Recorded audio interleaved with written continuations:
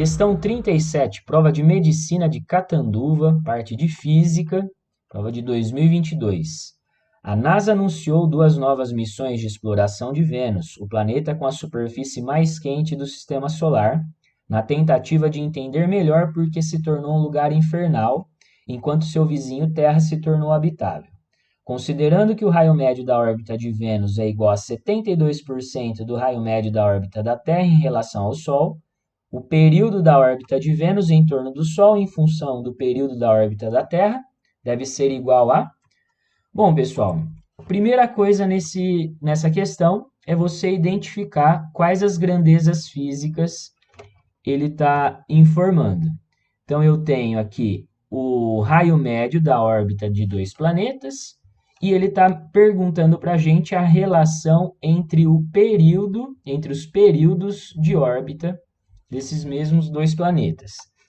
Então, se você identifica essa relação, ou melhor, se você identifica quais são as grandezas, raio médio e período da órbita, a gente precisa estar lembrando aqui da terceira lei de Kepler. Precisa vir na nossa mente a terceira lei de Kepler. Ela que relaciona exatamente essas 2 grandezas, período de órbita e raio médio de órbita desses planetas. Antes da gente substituir as informações, eu vou explicar aqui, vou recordar como que funciona essa terceira lei de Kepler. Eu tenho aqui um planeta orbitando o Sol, a órbita de um planeta ao redor do Sol, o formato da órbita de um planeta ao redor do Sol é uma elipse, a órbita é elíptica. Quem diz isso para a gente é a primeira lei de Kepler. A primeira lei de Kepler, que seria a lei das órbitas, informa que os planetas orbitam o Sol em elipses. E por ser uma elipse, a gente tem aqui 2 pontos interessantes. Um ponto mais afastado do Sol, que a gente chama de afélio, e um ponto mais próximo do Sol, que é o periélio.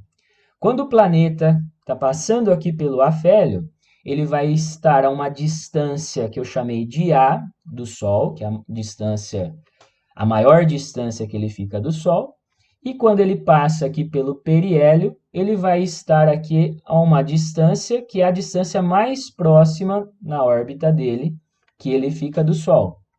Então, quando a gente pega essas 2 distâncias e faz a média aritmética delas, nós conseguimos obter aqui o raio médio de órbita desse planeta.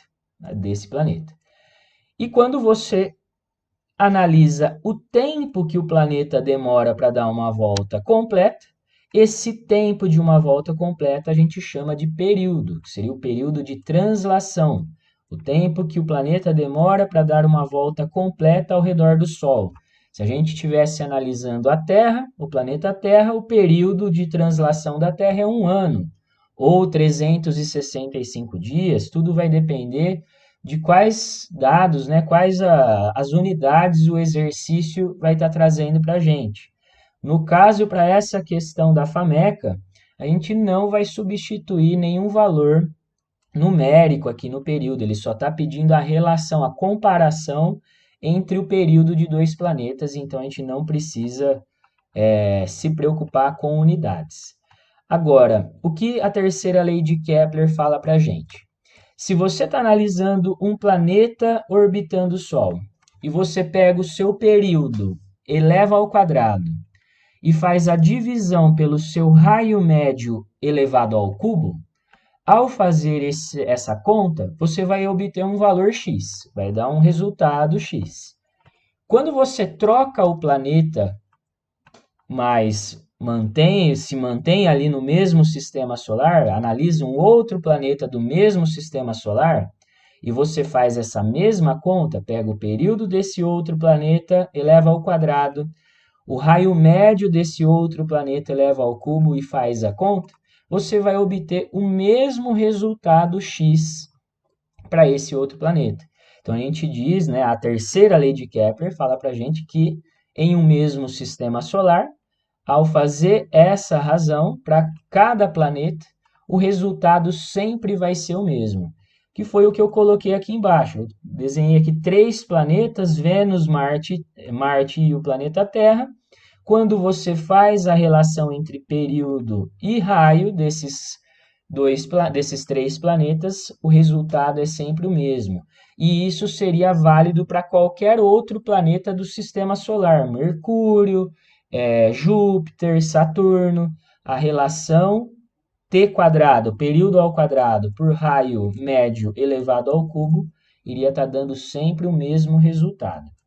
Então, essa daqui é a terceira lei de Kepler, e a gente sabe que vai precisar utilizar ela nessa questão 37, porque ele está dizendo exatamente raio médio e período.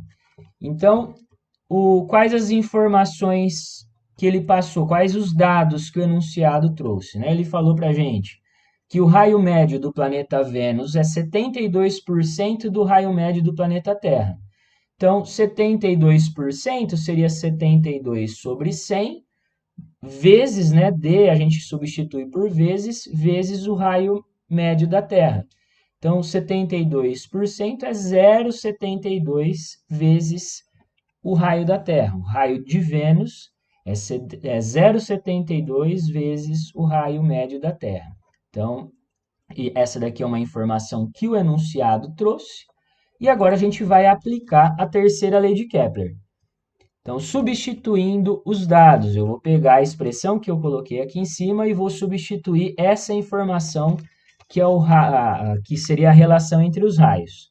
Então, período do planeta Terra ao quadrado sobre o raio do planeta Terra, raio médio de órbita do planeta Terra ao cubo, é igual ao período do planeta Vênus ao quadrado, que é o que ele está querendo saber, sobre o raio médio do planeta Vênus ao cubo, que eu já vou substituir aqui por 0,72 raio da Terra. 0,72 RT. Isso aqui está elevado ao cubo.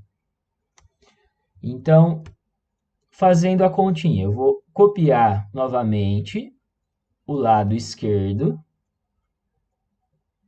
e vou fazer a propriedade aqui das potências, né? Eu tenho um produto aqui dentro desse parênteses, então esse elevado ao cubo vai servir tanto para o 0,72 como também para o raio da Terra. Então vai ficar 0,72 ao cubo vezes o raio da Terra também elevado ao cubo.